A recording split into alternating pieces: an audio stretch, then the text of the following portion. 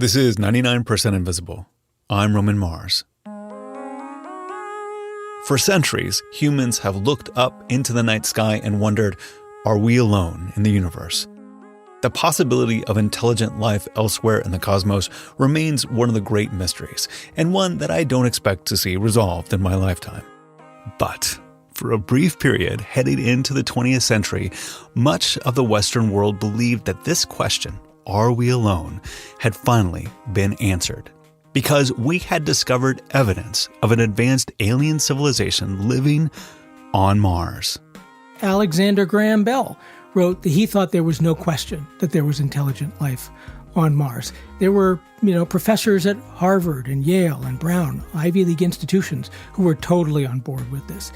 To the point where in the end of 1907, the Wall Street Journal said the biggest news of the year was proof of intelligent life on Mars. This is David Barron, a science journalist and author of a new book called The Martians, the true story of an alien craze that captured turn-of-the-century America. David says that news of extraterrestrial life at that time permeated the culture. Martians were everywhere. You'd see Martians depicted in Broadway plays and vaudeville skits. There were songs about the Martians in Tin Pan Alley music. There were Martians in advertising. There was a Martian in the comics, a guy named Mr. Skygack from Mars who was in newspapers across the country. I recently spoke with David about his book, and so much of it still resonates with debates that we're having today about science, expertise, and truth. The story he tells is one of mass delusion, about the dangers of unchecked speculation seeping into public discourse. And it's a drama that centers around the misplaced ambitions of one wealthy amateur astronomer who convinced the world Martians were real. Here's my chat with David Barron. So your book centers on a character named Percival Lowell, and he's sort of the engine powering this idea of life on Mars. Could you talk about who Percival Lowell was? Well, so Lowell was an interesting man psychologically. Now, I never met him, and I'm not a psychoanalyst, but, he clearly had a big ego and a fragile ego. So Percival Lowell came from one of the most prominent families in New England. The Lowells of Massachusetts were incredibly wealthy, were big philanthropists, were big in the culture of Massachusetts and the United States. Percival graduated from Harvard, like all the men in the family did. He was the eldest son, and he had a lot of weight on his shoulders. He was a Lowell. His father had told him and his brother that they had to do something important with their lives. And so for a while he traveled. He was a writer. He was one of the very first Americans to go to Korea. He wrote a book about it. So he really made quite a name for himself as this kind of roving anthropologist. But as he approached the age of 40, he decided he wanted to become an astronomer. And he had the wealth to do it in a big way. And he really, he became, in essence, the most famous astronomer of that time in America. And so when Lowell takes up astronomy, what is going on in the field? And maybe more specifically, what was going on with Mars? So there were big advances in astronomy in the 19th century. Telescopes were now getting quite large and sophisticated. And so astronomers by the late 19th century were getting a really good view of the surface of Mars. Now, Mars, of course, is right next to us in terms of its orbit, but Earth and Mars only come close together once every 26 months. Mm-hmm. And about every 15 years, Earth and Mars come especially close together. And that's the time when you can really get through your telescope, see Mars in relatively good detail. Well, 1877 was one of those years. And there was an astronomer in Milan named Giovanni Scaparelli who decided he was going to create a new map of Mars. And night after night, he studied the planet and he drew what he saw with precision. And when he came out with this map, Mars, first of all, looked very Earth-like. It had dark areas that were assumed to be oceans and light areas that were thought to be continents. But Scaparelli also saw these fine lines crisscrossing the light areas, and he imagined that they were waterways of some sort. So he called them canali, which in Italian means channels. They were water channels of some sort. Mm-hmm.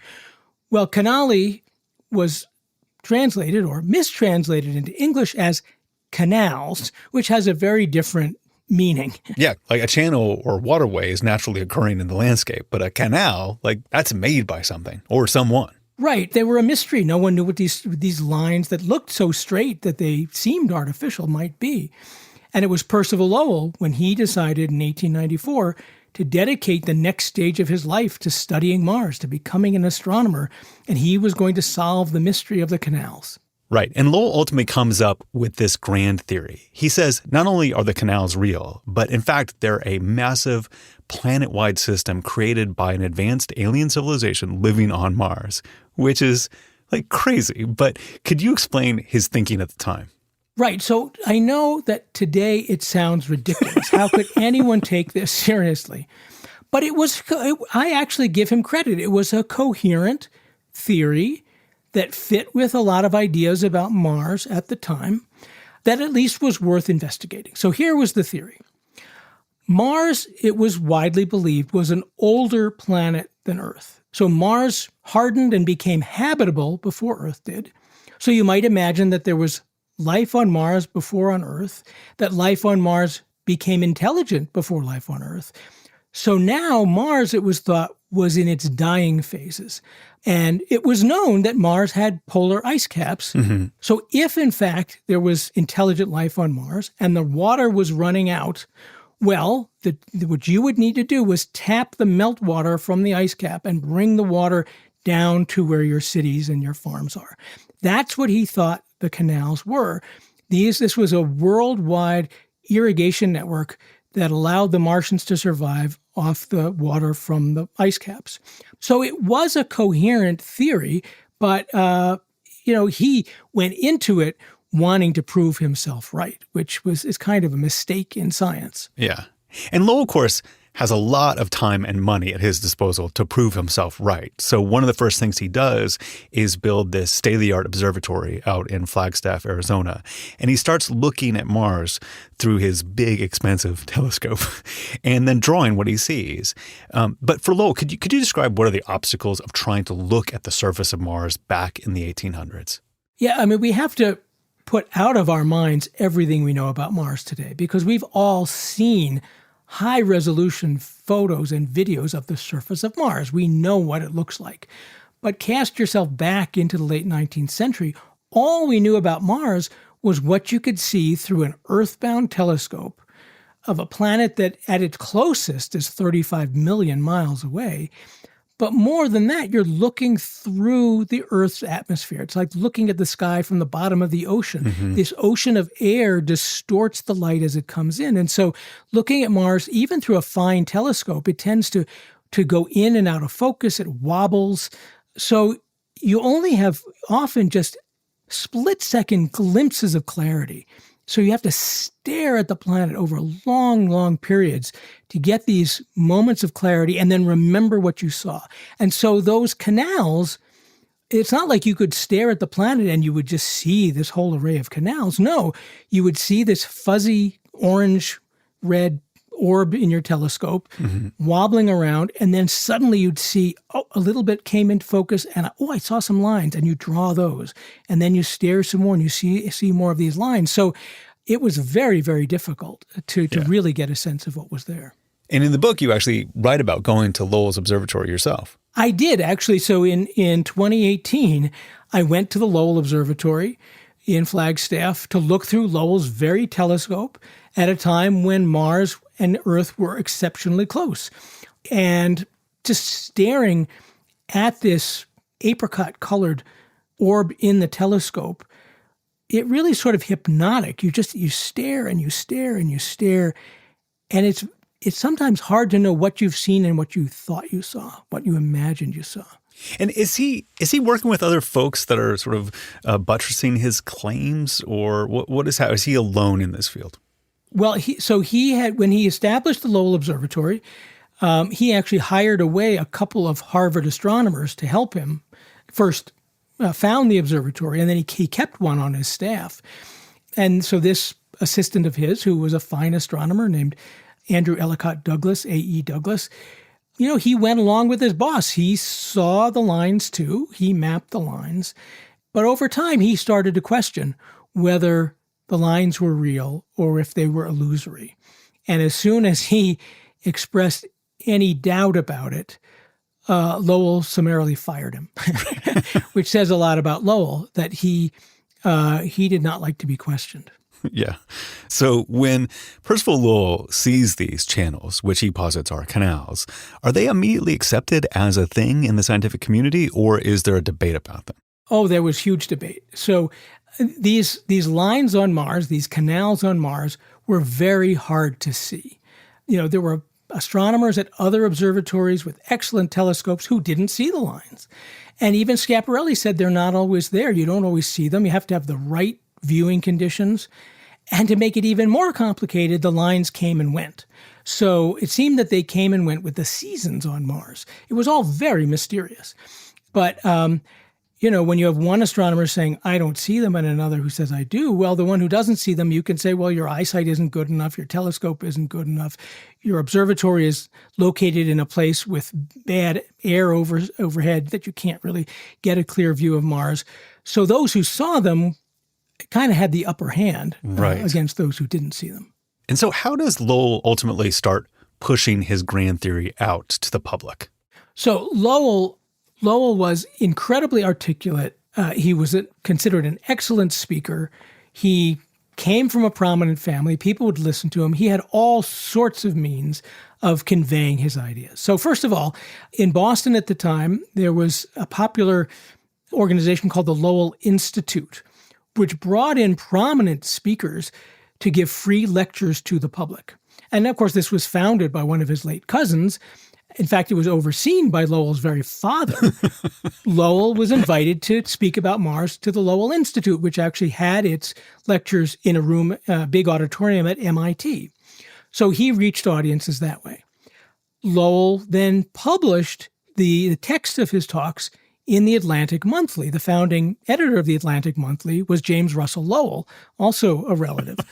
And so he was very good at presenting his ideas to the public. Mm-hmm. And it doesn't take long before you have a few lectures, you have a few articles in the Atlantic that journalism he's not connected to just takes this up and is very excited by these ideas. Could you talk about what the papers were like at this time and how they kind of used the Mars craze to sell papers? So this was a time when there was a revolution underway in America's newspapers. So the famous publishers Joseph Pulitzer and William Randolph Hearst were basically inventing the tabloid press, which at the time was called the yellow press. And they latched on to anything that was sensationalistic. Well, the idea of life on Mars fit right in. And so the Pulitzer and Hearst newspapers, when there was talk of the Martians, they really pushed it out onto the public. And they latched on to what Lowell was saying. And so that helped to propel this idea out into the general populace. Yeah, and beyond the press, other prominent scientists and academics are really pushing Lowell's theory too, including Nikola Tesla. So how does he fit into all this? So Nikola Tesla was a genius who changed the world. He also was an eccentric guy. And in 1899, after having done all this work with the distribution of electricity by wires, he was getting interested in what was called wireless, what today we would call radio. And so he set up an experimental laboratory in Colorado in 1899 to study how electrical waves were transmitted through the atmosphere. This was before there was anything, there were no radio stations, but you could listen to natural electromagnetic radiation like from lightning. And Tesla, one night alone in the lab, was listening to the sounds of distant lightning and other things, and he heard the weirdest thing in his receiver. It was this signal that repeated in triplets. It was sort of a click, click, click, click, click, click, over and over again. And he pondered for a while what could possibly be causing it. And Tesla eventually decided there was no natural explanation. The most logical explanation was this was Percival Lowell's Martians sending a signal to the Earth. And when Tesla announced this to the world, the craze just completely took off. And one of the things that you do in the book is sort of cast yourself back to this time period. And you flat out say that you probably would have gotten wrapped up in this craze around Mars too. So can you talk a little bit about that? Like, what is happening around the turn of the century that made life on Mars feel like it made complete sense? Well, so this was the period that today we remember as the Gilded Age, which makes it sound like it was this glittering, wonderful time. It really wasn't for many, many people, right? We know that there was this tremendous divide between the few exceptionally rich and the many who were desperately poor. This was a time when there was violent labor unrest, when there was anarchism. President William McKinley was assassinated by an anarchist in the United States. So there was a sense that the world was falling apart, that things were not going so well on Earth. And part of Percival Lowell's theory was that the Martians were not only in advance of us intellectually and in terms of their technology, but they were better than us morally. After all, if the planet has developed this global irrigation network, that means everyone everywhere is working together. The Martians up in the Arctic are working together with those on the equator. That there must not be warring nations. This is an entire planet that's pulled together as one. And that was a very appealing notion to people at that time, to think that, well, maybe it's possible to create a world where there's less violence, where where beings are working together. And more than that, if we could just get in touch with the Martians, maybe they could solve our problems here on Earth. I think if you were to tell people today that there was evidence of intelligent life in the universe, and I think people think about it as like, well, if we had evidence of that, it would be so like earth-shaking to everything we believe. It would upend theology. It would upend our sense of self in the universe, our sense of science. And we actually went through this where people mostly believed this. And it seems like it didn't have that type of effect where it upended everything. It really just sort of like it kind of fit in nicely with everyone's view of God and religion and science. Could you talk about that? Like how much it was so kind of nicely metabolized into our worldview? Yeah, I mean, that really surprised me because you would think that, and there were people at the time speculating that this would cause traditional religion to crumble. I mean, if Christ came to Earth to save our souls, did Christ go to Mars too? I mean, that seems to be stretching things. But actually, no, theologians and clergy were able to incorporate these ideas and not really they didn't feel that it undermined their beliefs. And if anything, they found ways for it to amplify their beliefs. This was just even more worlds, more beings for God to oversee. And it just showed the glory of God to be even greater than we imagined. Yeah. So it isn't just like the gee whiz aspect of Martian life. It really is about hope and how we want our the world to be. Well, that was one of the big, deep discoveries I felt that I made in studying that period. Because I first went into it thinking this is a rollicking good tale. Right? I mean, can you believe it that at that time people really believed that there were Martians? Mm-hmm. But then I came to see that it spoke to some very deep, universal desires of all of us, and this really became clear when I found this newspaper article that ran across the country, many newspapers in 1909, at a time when there was serious discussion of coming up with a way to communicate with Mars. And so this article, the headline was, "Questions Mars Might Answer." So it was a list of what we should ask the Martians when we finally get in touch with them. Well, you would think we would ask them practical questions about building canals or maybe how to improve on the airplane of the Wright brothers, because surely the Martians are far in advance of us when it comes to motorized flight. No, the questions that were suggested for us to ask Mars were the most existential questions. What is the meaning of life? What happens to the soul when you die? Mm-hmm. How can we prevent human suffering? These were the questions we had for the Martians.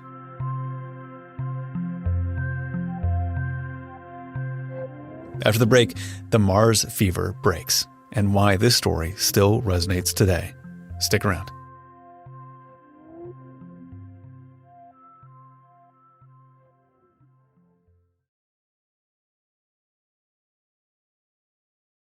We are back with David Barron.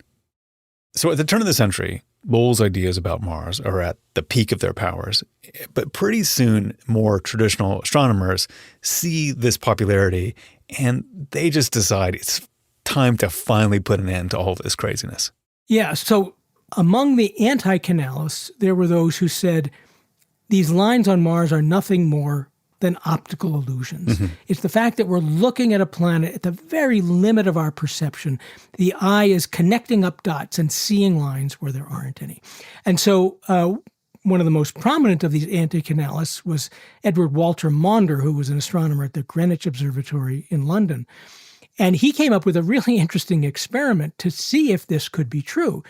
He actually recruited these children, these young teens, at a boys' school right near the observatory to take part in an experiment where he took a map of Mars, and where there were canals, he erased the canals, so he erased the straight lines and replaced them with meandering rivers or just stippling and shading, things that would be natural, not just a straight irrigation canal. Mm-hmm.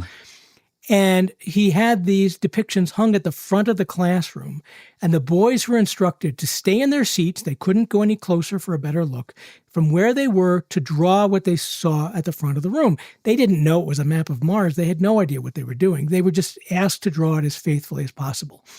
Well, it was really interesting. Those in the front of the room who could see the drawing very clearly drew it accurately with meandering rivers and stippling. Those in the very back of the room who were so far away, they really couldn't make out any of the details at all, left those features out entirely. The boys in the middle of the room, where they could see that there were some fine features but didn't know what they were, drew straight lines. They were seeing those very illusions. And so this then became, Lowell called it derisively, the small boy theory of the lines on Mars, which he said, well, how can you trust these Greenwich schoolboys over an accomplished astronomer like me? I can tell the difference between an illusion and what's real. Yeah. He had just enough magnification to see something, and therefore he started connecting the dots himself and drawing canals. Right. And so in fact, and what Maunder, the astronomer who did the study, said was he thought that the reason no one had seen the canals on Mars until the late 19th century was because the telescopes weren't big enough and good enough. It was as if we had been in the back of the room and couldn't see any details on Mars. And then those telescopes brought us to the middle of the room where we could see there were some details, but we weren't seeing them clearly. Mm-hmm. And he said, when we get even better observatories, then we will move to the front of the room and know what's really there. So this small boy theory is basically the first shot across the bow at Lowell. But how did he ultimately end up being taken down? Well, so I mean, at some point the whole thing would have crumbled, but it was another astronomer very much like him, interestingly, another wealthy amateur who had for a time believed in the canals of Mars, who then woke up to the fact that they weren't really there. So his name was Eugène Michel Antoniadi. He was originally from Greece. And Antoniadi had made these maps of Mars crisscrossed by the canals. So he had seen them. Mm-hmm. He believed in them. But over time, he started to wonder if, in fact, his eyes were playing tricks on him. And so in 1909, when Mars and Earth came especially close together, Antoniadi gained access to the largest telescope in Europe, outside Paris, to examine Mars on some of the days when it's at its very closest approach. You were not going to have another good chance like this for 15 years. Mm-hmm. And he got incredibly lucky. One of those nights, he was staring at Mars when the air over Paris was dead still. It was perfect conditions for observing the planet. And whereas Mars almost always is this wobbly object in the telescope, comes in and out of focus, Mars was sitting dead still. He could see the planet's surface with incredible clarity. And here's this man who knew where the canals were supposed to be. He had drawn them. He believed in them. They weren't there. Where he was supposed to see canals, instead he saw very natural-looking features. So Antoniadi, for him, it really was, it was like this vision he saw, that he was now going to tell the world what was true. And he decided he was going to take Lowell down. And things begin to really unravel for Lowell after that. Even people who supported him begin to just drop off very quickly, including Scaparelli, who was the first person to describe canals on Mars. Exactly. So Scaparelli, shortly before he died in 1910, he said, these lines may be perfectly natural, and I think we should stop calling them canals. Wow. Camille Flammarion, the French astronomer who had inspired Lowell and who continued to believe there was life on Mars, was backing away from the idea that these lines were anything more than natural lines of some sort or illusions. And so Lowell is really kind of the last one holding the back at this point. He was, but he just dug in his heels even more, and which speaks to his stubbornness, to his ego. And I think sometimes there's a sense that the more intelligent you are, the more you should be able to accept what's real. But in fact, intelligence can make you incredibly smart at deluding yourself. Mm-hmm. So after Antoniadi came out and said that the canals disappeared through this superior telescope, one of Lowell's arguments was the telescope was too good. It was too powerful, and that its own power was creating illusions. So I don't think I'm giving anything away to say there are no Martians. There never were canals on Mars. But as that idea started to gain some traction toward the end of Lowell's life, he never gave an inch. Yeah. He claimed to his dying day that he was this suffering genius who people might doubt, but he would someday be proven right. I mean, it's pretty easy to see him as a kook and a stubborn man. But, I gather from your book, you do have charitable opinions of Lowell and his legacy. Could you describe what you think of him in the totality? Well, I mean, it's really interesting. When I went into writing this book, I thought that I was writing a cautionary tale because, in fact, to the extent people know about the canals of Mars today, it's generally remembered as one of the great blunders of science. Mm-hmm. And it was. It's a story about how we can fool ourselves into believing things that aren't true because we wish they were true. But it actually is also a very inspiring tale because Lowell did a lot of good. Imagination is important, and Lowell had that in spades. And he really did push people to try to answer the question about what's going on Mars. And he really did. He inspired the children of that era to get excited about outer space. Mm-hmm. I mean, it's a kind of a divide among scientists even today. You've got those who are very conservative, who feel their job is to collect data in a very objective way. And then you've got those who want to take the data and imagine how it all fits together into some grand theory. And both are really important in science. You need the collectors and you need the dreamers, those who imagine what's true. So I think there's a fine line between imagination in science and dreaming of what might be and getting excited about it, but knowing when to pull back when the evidence just doesn't support that. And was Lowell's great fault, is that he never knew when to back down. Yeah, I think people today might look back at the Martian craze and think everyone was so naive and gullible. But when I read your book, I found myself thinking about our world today and our fraught relationship with science and truth. And so what does Lowell's story make you think of in the present day? So much. So it was a very interesting essay written about my book in the New Republic by the Harvard legal scholar Cass Sunstein. And he brought up the name of RFK Jr. Mm-hmm. And I think there are interesting parallels there. Here you have someone from one of the most famous families in Massachusetts who has now, built a reputation around skepticism on vaccines. Most in the scientific community think this is bunk. The study that started this all, that said there was a link between vaccines and autism, has been shown to have been fraudulent. Mm-hmm. And yet, RFK Jr. has built his identity around this idea. And a lot of people find him very articulate, charismatic. And again, I can't speak for what's going on inside his head, but I think one can see parallels to Percival Lowell from a prominent Massachusetts family, had a lot, needed to prove that he was an important person. His way of doing it was this theory about life on Mars. And even as people tried to chip away at it, he was unwilling to give an inch because that would have just crushed his ego. Yeah. I mean, there's also this compulsion of having these ultimate wealthy, privileged insiders casting themselves as renegade outsiders to orthodoxy. Why is that narrative so compelling? That's a good question. But I guess what I would say is a lot of folks in this situation cast themselves as skeptics. Mm-hmm. And I'm all for skepticism. Science should be built on skepticism. But I often think that it's some of those people who promote skepticism who are not skeptical enough of themselves. Yeah.